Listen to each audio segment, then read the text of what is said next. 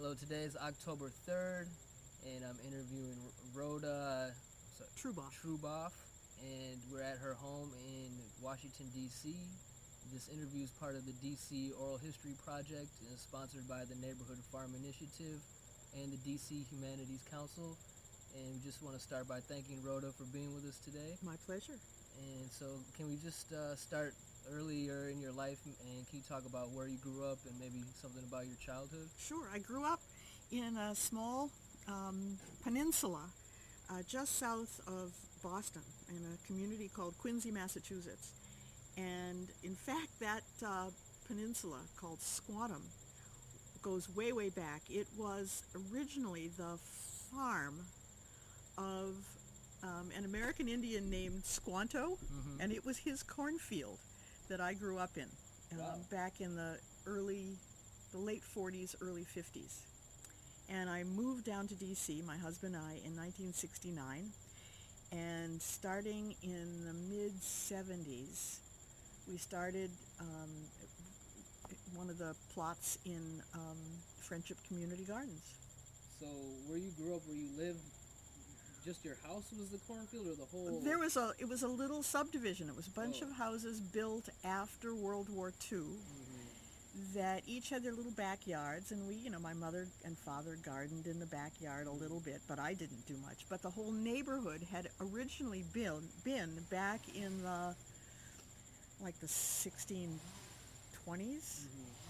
The farm that Squanto farmed before and I guess after he was helping those pilgrims in Plymouth Rock. Yeah, that's interesting. So you said your parents had a small garden. I mean, was it just kind of like a hobby thing, or did you get much of your? Not very much. That it was just it's what everybody in the neighborhood did. They grew a little of this and a little of that. So, I mean, what types? But of I don't even remember. It was the age of canned goods. It's, I don't even remember much produce. Yeah. My parents had grown up in apartments in the inner city in Boston, and they didn't know how to garden. I mean, they weren't from farm families. Yeah, it's funny. Somebody else I interviewed was talking about the age of canned goods and how, or maybe it was somebody else interviewed them, but they were just saying how they only wanted the stuff from the cans because that was modern. Yeah, exactly, exactly. Yeah. So do you remember, I mean, what, even some of the stuff they grew in Boston, or? I think I remember beans and tomatoes, but I don't remember much more than green beans and tomatoes. Yeah. So it sounds like, I mean, is it safe to assume you probably did most of your grocery shopping at a conventional type of grocery store? Yeah. Were there many like markets or anything? No. Co-ops or anything? No. In fact, there was no. This is a little peninsula, just south of Boston, and there was no grocery store there. We had to go back onto the mainland to buy our groceries. Yeah. And my parents would go to seems to be the Stop and Shop or whatever it was called, the A&P, the Stop and Shop. Yeah. So as a child, you were around a lot of people growing food, but you really had not much interest in it.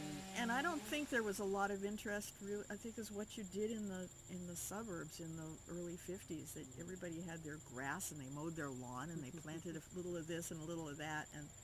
But I don't think they never thought of themselves as living off of what they grew. Yeah. So did you stay in that area after like high school and things? I stayed in that area for college, and then after college and graduate school, I came down here. So what made you choose Washington, D.C.? My husband got a job with a law firm here. Oh, okay. Yeah. That's a good reason. Yeah. So what year was that, did you say? We came down here in 1969. And what neighborhood did you move to? We lived in an apartment in Georgetown, and then we moved up here. Okay. Yeah. So 69, what was Georgetown like in 1969? The same? Or? Yeah, pretty much the same. Okay. Yeah. And you said you moved to this house right 1971. Yeah. We've been here since 1971. Okay. All right, so after you moved I mean, either to Georgetown or to your house here. I mean, when did you? I mean, you have a lot of space at this house. Where you started? Did you start gardening? Yeah, immediately, or- we had raspberries and strawberries here when our daughter, who's now in her mid-30s, was a little kid, and we thought it would be kind of fun to grow more than just raspberries and strawberries. And one of the neighbors across the street, who's no longer alive, said, "Oh, we've got one of these plots over in the," we all called them victory gardens then, because it was, we didn't think of them as community gardens. And our daughter was little, and she thought that vegetables came from the grocery store. So we said, yeah, and there was no waiting list on the plot. We just took over one of the gardens. We had a garden captain in those days named Ruth Joyce, who was probably my age at that point. And she wore a pith helmet. You know what a pith helmet is? It's a kind of a straw hat that's round on the top and has a brim, and it was what they used to wear in the army in southern or summer campaigns during World War I and II. Huh. No, I'm not familiar with those. So she looked like this, a very official military kind of person. Was she strict? She was strict, yeah. Yeah, she would put a little sign in your garden. It said, the sign said, "This garden needs weeding." And if you got 3 signs, that's it. you were out. All right. Well, you got to make sure people maintain their stuff. Yeah.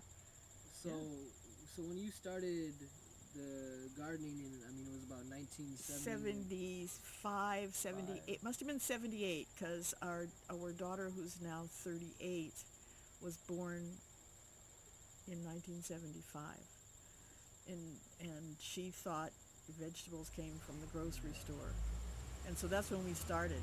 So what was the Friendship Garden like? I mean, then you said your plot, there was no waiting list, so was there a lot of empty plots? Or? It wasn't as big as it is now.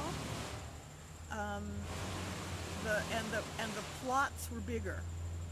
They've subdivided a lot of the plots now because there's more interest. Yeah.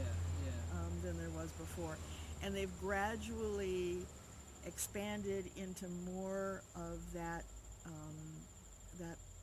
lot of land that's just, I guess it's west of the reservoir. So there are more plots now, and this is interesting. We didn't have to worry about deer or rabbits back in the 70s, so nobody had high fences. We had these little tiny fences, mainly to keep dogs from walking into the garden and doing their stuff. And just because what's the reason why you didn't have to worry about those? Well, the deer population wasn't in the city the way it is now. And and now we've got all these rabbits running around. We didn't have rabbits before. So what was the state of your plot? I mean, was it in pretty good condition? It was in pretty good condition, but the big problem in the 70s and 80s was that we didn't have running water. We could see the reservoir right over the fence, but we had no water. And so we would drag first buckets of water and then empty gallon milk bottles in the children's, what they used to call radio flyer wagons, those wagons? Red wagon. Yep. And so we would bring our water over there until the year that Marion Barry was running for mayor the second time. And he came to a community meeting over near the gardens, and he said, what do you folks want over here in Ward 3? And we said, we want water in the vegetable garden. Yeah. So the deal with the city was that we got free water if we each put in, if every gardener put in $10 once. Just to set it up? To set it up. Yeah. And every new gardener would then also add $10 to the fund. Yeah. And then we have water in perpetuity. Okay. That's pretty fair. That was a pretty good deal. Yeah. Yeah. So we all did that. So that's still included in the fee today? Or? Yeah, but Yeah. we paid the fee when we started, Yeah. right after that promise by Mayor Barry. Yeah. So there you go. Well, he kept good on his promise. He did. Then. He did. He didn't ask us for his. If we wanted to vote for him, that would have been fine. Yeah. But no, he went straight, I guess, to whatever the Department of Water and Sewer, WASA, to Right. make it happen. Well, thank you, Mr. Barry. Exactly. Exactly. So when you got there to the Friendship Garden, I mean, what was the demographic like? Was there a lot of families or younger folks or Mostly older folks, like Ruth Joyce, the garden captain. Mhm. She was probably in her 60s at that point, and there were a few young families like us that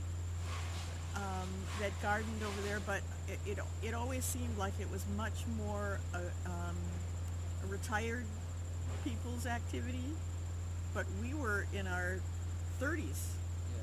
That's when we started. So I mean, everyone there must have been fairly serious. To be willing to lug the water Yep. back and forth. Yep. I mean, you probably didn't have too much problem with people taking care of their plots then. Right. Yeah. Yeah.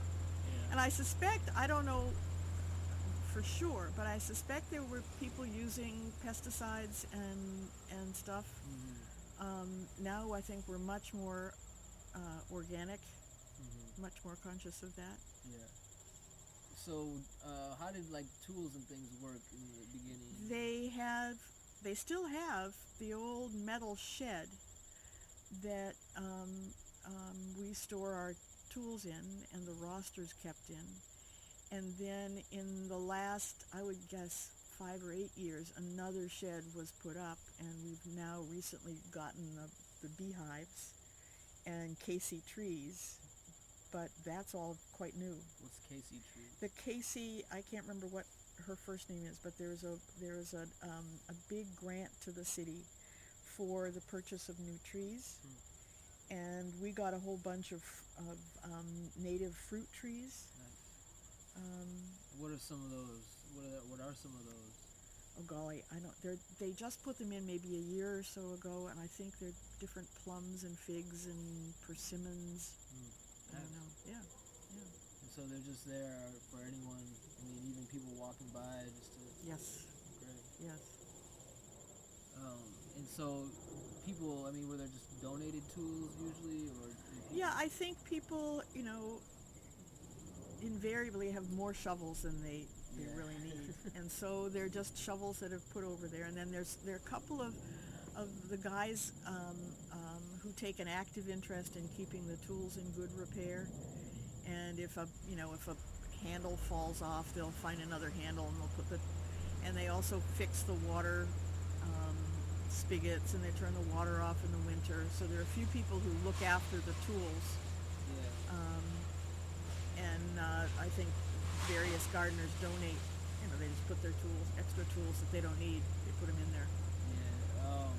So what about composting and stuff? Do you have a nice compost? We've got that's interesting. I don't think years ago we had this elaborate system of different bins and we've got a rotating compost tumbler, and they've got several different handmade bins for putting, moving the compost from one place to the other. And we regularly now get some wood chips that are, I think the garden captains, Penny and Tommy, they don't call them captains anymore, the coordinators, call and get the city, the parks department or something to deliver a bunch of wood chips that we use. Yeah. Yeah. So. And people are a lot more into this raised bed gardening. That's a big change from the old days. We used to just garden on the old-fashioned way of rows straight on the ground, but there have been a lot of people who've been putting in fact we've done it this year, putting in those raised beds. So how come you transitioned to that? The weeds are just And also, we've been gardening this plot for so long that we've never done a really good um, soil renovation. And my son-in-law, when they lived in North Carolina, they had they moved into a house that had a whole lot of poison ivy, and he had gardened a lot in Oregon, where he was from, and he said the best way to deal with the poison ivy and to recondition your soil was to put down newspaper, then corrugated cardboard, then leaves, then about 18 inches of wood chips. So I thought, hey, if it works in Oregon and North Carolina, I'll try it here. So last October, I set up about 5 by 8 foot Stack of cardboard and newspaper. Washington Post, cardboard. I feel as though it's a good way to recycle. Yeah. And the wood chips, and my husband put up little wooden edges to it, and we dumped a whole lot more organic matter and perlite and that stuff. And I put my fall crops in there, and and then I had to put a netting over it because I didn't want the rabbits to get in there. Yeah. And so far, it is gorgeous. All right. I mean, yeah. Interesting. I haven't heard that, but it sounds obviously it's It seems good. to be working. Yeah. Okay, so like when you first started gardening there, you said you didn't think a lot of people were like really organic. I mean, has that changed or? That has really changed. Maybe, I mean, we would go over with the children and work, and we didn't do a lot of, discussing and hanging out with all the other gardeners. We'd be over, because we both were working full-time, and, our time was limited. So we didn't do a lot of chit-chat in the gardens. We just worked in the garden. But my sense was that the organic approach to gardening really kicked off in the 90s, the late 90s. At least for us it did. Yeah. When the city started recycling and there was just, I think, a greater consciousness of organic approaches than when we started in the 70s. So is it currently, I know a lot of gardens it's a rule to be organic. Is that a rule at your garden or? I'm not aware that it's an official rule. I thought one of the original rules that I do remember was that you always had to have some at least one flower going at the same time throughout the whole season. So we put in a lot of iris that we used to have around the house as a little edging. And we always had a little section with zinnias, for example, or marigolds, so that the bees would have, and it was not for beautification, although that was a nice side element to it. But I don't remember an organic rule and a no pesticide rule, but I do remember the flower rule. Yeah.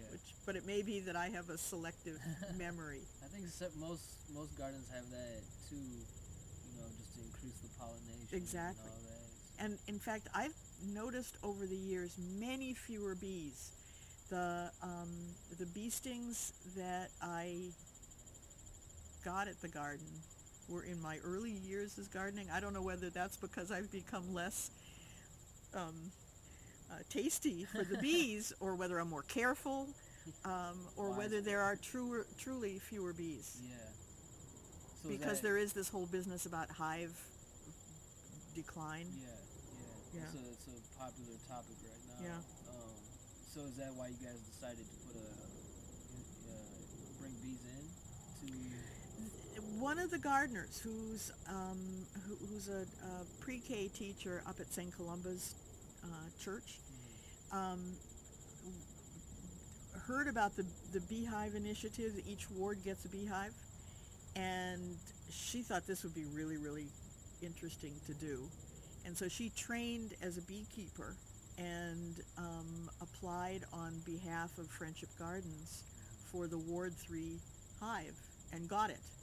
So she's got a special case of all of her beekeeping equipment that's adjacent to the tool shed, and she's put in a whole lot of wildflowers around the hives, and they've sort of informally fenced it off. But I don't think it was because, I mean, I don't really know what the logic was, but Katie became our official beekeeper. Have you noticed any difference in terms of maybe, like, I've talked to one guy at the West End Garden. He said they put in a beehive, and then the next year he had like twice as many squash plants. So have you noticed any difference in the short term that the bees have made? Now that's very interesting, because last year we had, and the years before, we had a lot of squash. And then I understood that last winter or recently the hive died. And this summer we didn't have anywhere near as much squash as we did prior. But I don't know. I really can't say, because I used to, for years I've been, and not this summer, able to pick the squash blossoms, the male squash blossoms, and stuff them with cheese and egg and stuff, and they're delicious. And it did seem that we had a lot of squash for a few years and not very good squash this year. And about the same time, I do remember Katie saying that there was a hive collapse. Interesting. Yeah. Maybe something to pay attention to for the future. Exactly. So when you let's go back a little bit farther to Georgetown and moving here. I mean, you said, I mean, the neighborhood wasn't too much different, but I mean, where did you do things like buying seeds for your garden, or did you go to any farmers markets, or were there any shops or any things that you really remember from? See, I don't even remember. I mean, I know that there's a farm market. What is it? Good Morning Farms or something that comes up on Saturdays up near Sheridan School. And then there's a farmer that puts up a stand up on Mass Ave in Bethesda, right by Little Flower and the Little Falls Library. But when we were first here in DC, I don't remember farmers markets in the city. But it may be that I was just so busy teaching and stuff that I would just go to the grocery store and buy what I needed and come on home. And typically I would buy seeds up at Johnson's or American Plant, or order them from Burpees. But again, our gardening started before the internet and online shopping. Now I buy a lot of seeds on the internet, and I didn't used to because it didn't exist. So, I mean, how did you gain, your knowledge? Because, I mean, it doesn't sound, I mean, did you remember things from when you grew up? I mean, about, this is how I remember seeing someone plant this, or did you have to read books, or what? Well, I used to have a lot of garden books around, or I'd borrow garden books from the library, and now there's so much available online that I don't even. In fact, I was thinking about donating a lot of garden books for the book sale up at the library, because I don't need the garden books anymore. So, do you remember if were there any more experienced gardeners that you looked to for advice in your earlier years that, or did you there was one gardener across the path from us, Mr. Holman, who was a really, really good, I think he was having terrible back and hip troubles. I haven't seen Mr. Holman in years. He would be way up there in years now. But he used to be the kind of go-to guy for advice. He was growing... Sure, we're still safe here. He was growing asparagus. I'd never seen that. And he was sort of the standard for gardening. Okay. And I think he must have learned from childhood. But I didn't. I mean, I sort of watched a little bit. And, it's been now 35 35 years, so it's a lot of trial and error. Yeah. So, do you have, and did you have in the past? I mean, are there specific like work cleanup, garden cleanup days, or how did you organize? I know you said some people maintain stuff. It sounds like voluntarily, but Yeah, we have a garden work day in the spring and another one in the fall. It's coming up, I think, on the 19th of October, something like that. If that's a Saturday, I can't be sure. And one of the highlights is that we always have a harvest supper. And this year it was right around Labor Day. And it's always under that great big mulberry tree that is in fact right beside our garden, and so we have to tidy up our garden so that it looks good in time for the party. And we bring whatever's producing in a recipe, and it's always wonderful. It's a lot of fun. and is that something you've done for a long time now? Or? I only remember, and this is I only remember it for the last maybe 10 years since Penny and Tommy have been in charge. Maybe they had it years before, but I somehow only became aware of it the last 10 years or so. Yeah.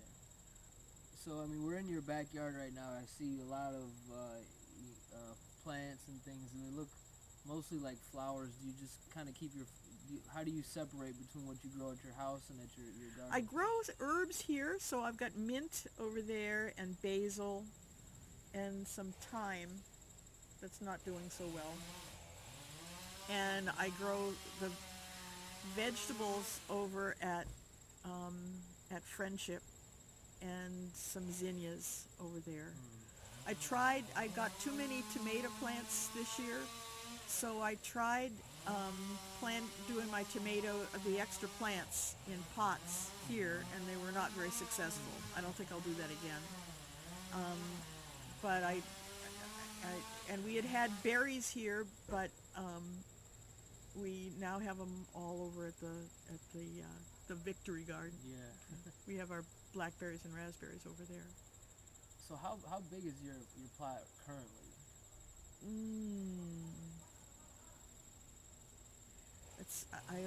It's not square. It's not rectangular. We've got a kind of a curved kind of thing. So I would guess it's about the size of three or four of these patio tables. If I had 3 or 4 patio tables lined up, Yeah. it's about that big, maybe. So maybe like 10 by 20 or something. Yeah. That's a good size. Yeah, it's a good size. So do you guys, I mean, it's just you and your husband. Right. So do you ever have too much food? I'm sure sometimes. Yeah. We give, if we have too much, we give stuff away to the neighbors who are too busy to garden. I freeze stuff, so I've got a lot of green beans frozen. In some years, I've had a lot of raspberries and blackberries that we haven't just eaten or given away, and I make jam. So I made blackberry jam this year. Yeah. And years ago, I experimented making blackberry cordial, and it was pretty good. It was pretty good. I didn't ferment it myself. Cordials, you add an alcohol, a drinkable alcohol Okay. too, and so I would go to the local liquor store and buy and add it to the fruit and sugar, and I was producing a very nice, tasty little winter All right. nip. Yeah. Is it pretty strong or? Yeah, and very fruity. Okay. Yeah. So. And I would put up tomatoes and make tomato sauces, and the green tomatoes, I've made green tomato jam, which is really, doesn't taste like tomatoes at all. It's really delicious. Yeah. And yeah. What else do you make? I mean, with like your squash, and what else do you grow? I mean. So we grow squash and green beans, peas, lettuce, arugula, um, sometimes spinach. My husband is taking a medication. He can't have too much spinach on with it. Um, peppers. The hot or the sweet peppers? I like sweet peppers and bell peppers, and I get a rash when I touch the hot ones. So and I get a kind of asthma when if I cut the hot ones, Wow. I get kind of breathing problem. Okay. So I try to only grow the sweet ones, but sometimes my husband will tuck in a hot one. What else? Some years zucchini, but then there's too much zucchini, so I make zucchini bread. I've tried cucumbers, but I don't have real good luck with cucumbers. I've pickled tomatoes. I make tomato sauce. I make pesto. I take the basil and whip it up and make pesto and freeze it in my ice cube trays. Yeah. Yeah. Yeah. So we eat that all winter. Yeah. Yeah. So it sounds like you find a lot of creative ways to try to use as much as Yeah, you can. and I love to be able, when it's lettuce time, I love to be able to just give my neighbors baskets full of lettuce, and Yeah. so yeah. So, in terms of like, has there been a change? I mean, is there a waiting list now for? Yes. There is. Yes. So there's a lot more demand for Yes, the garden. yes, And there's more plots. and smaller plots. Yeah. They let us keep one of the old big ones because the mulberry tree that is on the southwest, maybe 20 feet from our garden, shades our garden. So our production is lower than if we had a garden in full sun. It's nice to garden in the late afternoon in the shade, but they let us keep the old big one because our production isn't huge, and we're pretty good at maintaining it, and So no we're one getting else- old too. So they let us keep it. No Yeah. one else has that size plot. There's still a few big ones, but we have one of the larger ones. And are the other ones just cut in half, or are some of them even Cut in smaller? half, sometimes in thirds, but Okay. mainly in half. Yeah. So that's, I mean, is that just to help new people and Yes. people that just Yes. don't have much time at all? Yes. Does that seem to work? Yes. Yes. Because there are Um, a lot of people who try it when they're young and their kids are young, and then they realize it's a lot more work than they thought. Yeah. I joke that sometimes my best crop is humility. Yeah. So do you know how long of a wait it is to get in now? Or I think it's about 3 years. 3 years.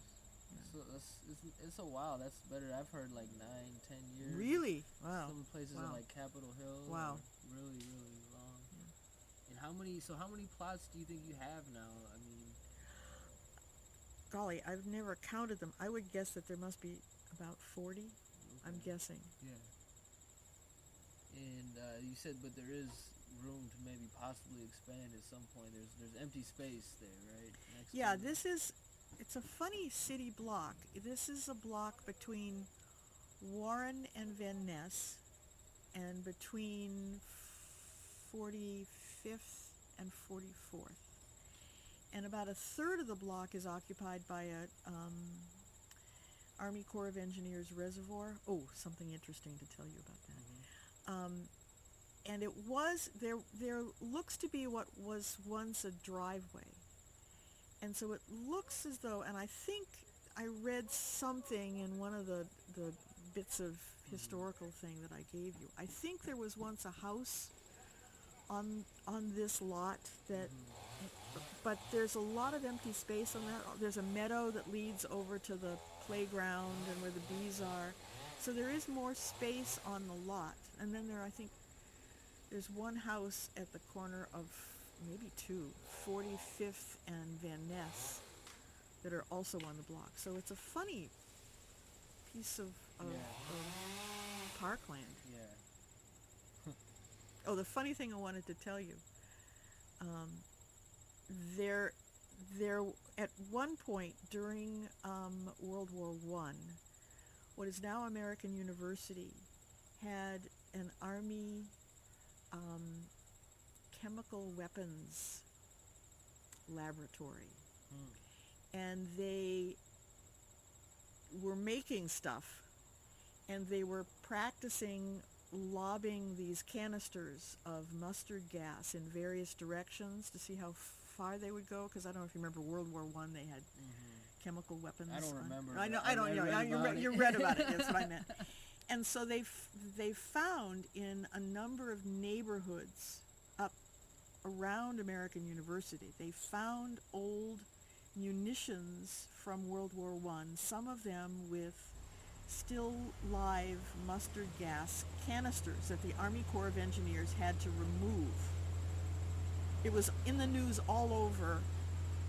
When was this that they found it? They found them in, I guess, the 90s. And there's some neighborhoods, in fact, over in Spring Valley, where the Korean ambassador's residence is, and other neighborhoods around AU, they actually found live canisters of mustard gas. They had to close the houses and sterilize, take down the houses in some case, and sterilize landscape. But the Army Corps came and tested, because we are close enough to AU that if they had been lobbing those canisters, they could have landed in what is now our garden. So the Army Corps of Engineers came and, I guess 10 or 15 years ago, they drilled and tested. And we, of course, were worried because we were eating that stuff. And the Army Corps said, you're clean, there's no problem. But it would be interesting to get some information about this. I thought you said this was going to be a funny story. No, but no, it is a funny story. I mean, funny, funny like a crutch. Yeah. It's funny now after the fact, you're safe. Yeah. Wow, that's crazy. Yeah, I should have said a crazy story. That's not a long funny time. Story. I mean, after that happened, for them to just come back around and say, hey, we just remembered we tossed some stuff over here.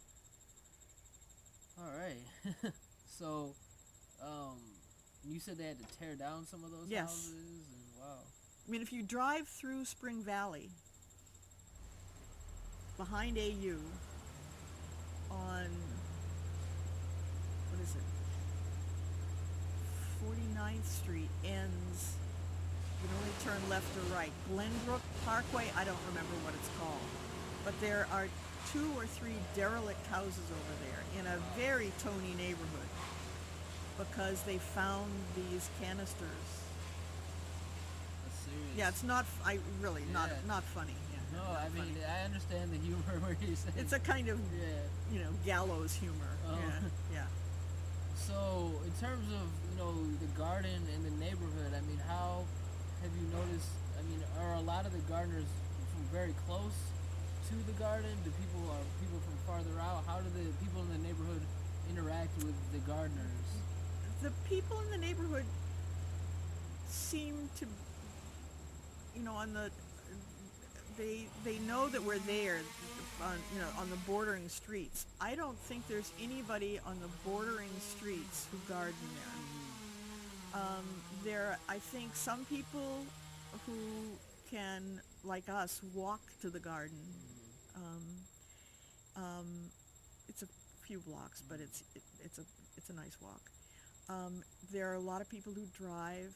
I think there are people who live in apartment buildings who garden over there. I know of one gardener who comes from the other side of Connecticut Avenue, so they drive whenever they come over. But the demographics, it's more people. It's an interesting distribution of sort of retired types and people with young children, but I don't see very many small children gardening with their parents. I don't see very many school kids gardening with their parents. When we started, our kids, they played under the mulberry tree. They kind of putzed around in the garden with us. When they were in high school, I would convince their their schoolmates to come and help me pick the blackberries and raspberries in Yeah. exchange for lunch or whatever. Yeah. But it's more people 40 and above. Mm. And I sort of wish that there were more people gardening with kids, Yeah. as you say, to teach what I didn't learn as a kid. Yeah. Teach kids how to garden. So it doesn't sound like there's many people coming by asking about how did you get applied or. Once in a while. Yeah. Once in a while. There's a lot of people who walk through because it's a nice walk for their dogs play on the meadow that's over by Van Ness Street. People walk through to cut through to Turtle Park. There's students who walk through to go over to AU or to Wesley Seminary. So people ask about Yeah.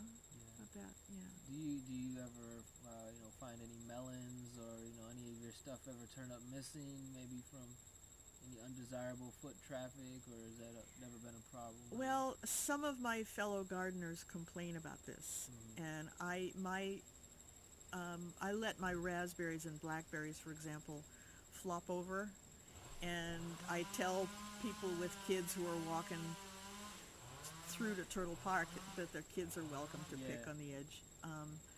I don't worry about it because there's always more than we can eat. And if somebody's hungry and they want a tomato, they should eat the tomato. Yeah, that's a good attitude. What Yeah. What? So have you been to many of the other community gardens? No. Yeah. But I mean, I'm sure you can just by driving around see that there's more. I mean, they're everywhere now. And there was a wonderful film. We went down to that DC Environmental Film Festival a couple years ago. There was somebody who did a film called A Community of Gardeners. Yeah. We went down to see that, which was really terrific. Yeah. I think well, I shouldn't say that, but I know what the film you're talking about. I haven't seen it myself. Yeah.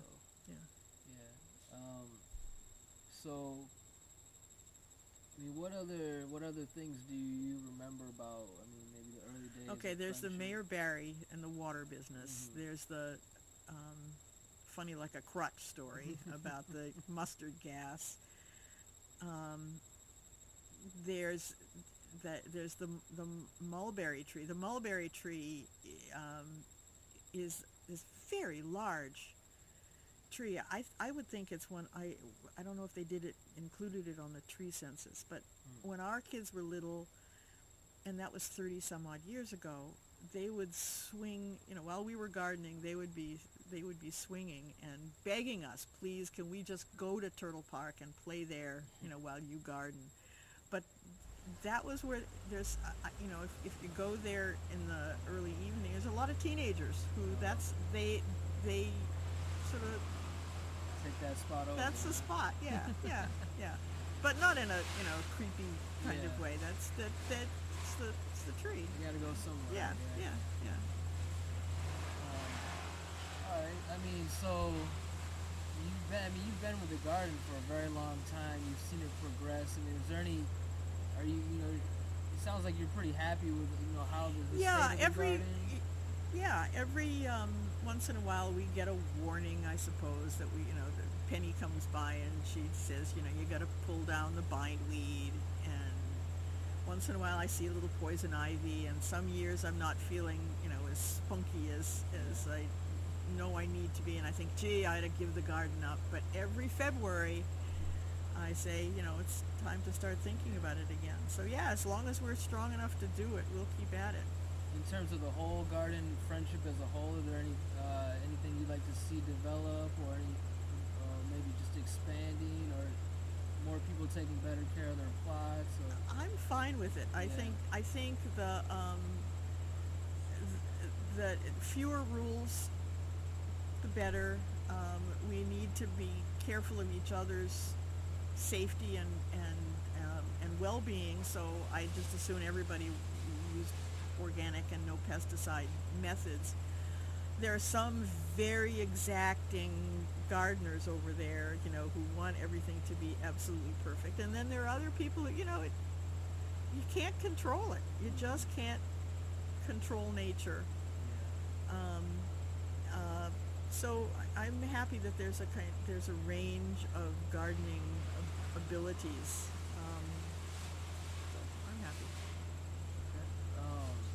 So we can kind of start to wrap this up. Are there Okay. any things that you think I might not have asked you about, or that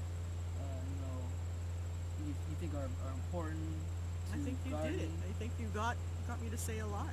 So what kind of advice would you give for, well, urban gardening is really increasing popularity, so a lot of people, especially younger folks, want to get into it. Do you have any type of advice you give them? I wish I did go over to the Walker Jones garden that is attached to the school, and I I really wish gardeners would garden more with young children, because I think the